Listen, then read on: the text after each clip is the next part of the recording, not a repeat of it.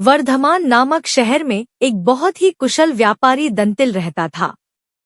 राजा को उसकी क्षमताओं के बारे में पता था, जिसके चलते राजा ने उसे राज्य का प्रशासक बना दिया। अपने कुशल तरीकों से व्यापारी दंतिल ने राजा और आम आदमी को बहुत खुश रखा। कुछ समय के बाद व्यापारी दंतिल ने अपनी लड़की का विवाह तय किया। इस उपलक्ष्य में उसने एक बहुत बड़े भोज का आयोजन किया। इस भोज में उसने राज परिवार से लेकर प्रजा तक सभी को आमंत्रित किया। राजघराने का एक सेवक, जो महल में झाड़ू लगाता था, वह भी इस भोज में शामिल हुआ। मगर गलती से वह एक ऐसी कुर्सी पर बैठ गया जो केवल राज परिवार के लिए रखी हुई थी। सेवक को उस कुर्सी पर बैठा देखकर व्यापारी दंतिल को गुस्सा आ जाता है और वह सेवक को दुत्कार कर वह वहां से भगा देता है। सेवक को बड़ी शर्मिंदगी महसूस होती है और वह व्यापारी दंतिल को सबक सिखाने का प्रण लेता है। अगले ही दिन सेवक राजा के कक्ष में झाड़ू लगा रहा होता है। वह राजा को अर्धनिद्रा में देखकर बड़बड़ाना शुरू करता है।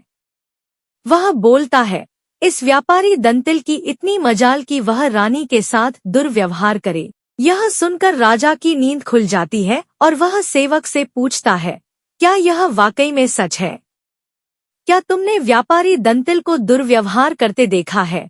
सेवक तुरंत राजा के चरण पकड़ता है और बोलता है, मुझे माफ कर दीजिए, मैं कल रात को सो नहीं पाया।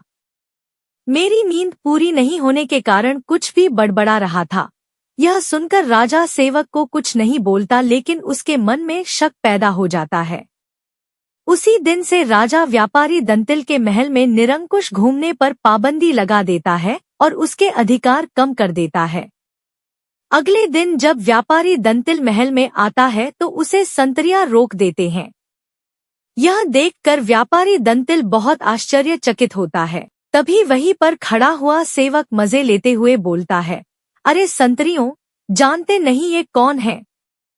ये बहुत प्रभावशाली व्यक्ति हैं जो तुम्हें बाहर भी फिंकवा सकते हैं, ठीक वैसे ही जैसा इन्होंने मेरे साथ अपने भोज में किया था। तनिक सावधान रहना। यह सुनते ही व्यापारी दंतिल को सारा माजरा समझ में आ जाता है। वह सेवक से माफी मांगता है और सेवक को अपने घर खाने पर बुलाता है।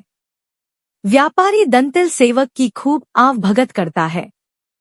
फिर वह बड़ी विनम्रता से भोज वाले दिन किए गए अपमान के लिए क्षमा मांगता है और बोलता है कि उसने जो भी किया, गलत किया। सेवक बहुत खुश होता है और व्यापारी दंतिल से बोलता है, आप चिंता न करें, मैं राजा से आपका खोया हुआ सम्मान आपको जरूर वापस दिलाऊंगा।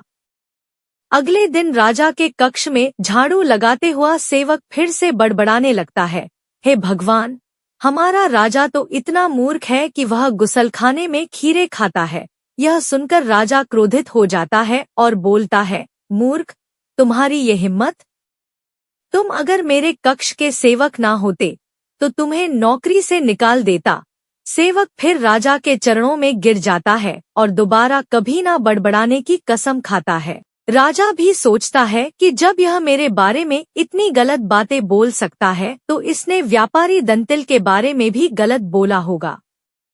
राजा सोचता है कि उसने बेकार में व्यापारी दंतिल को दंड दिया।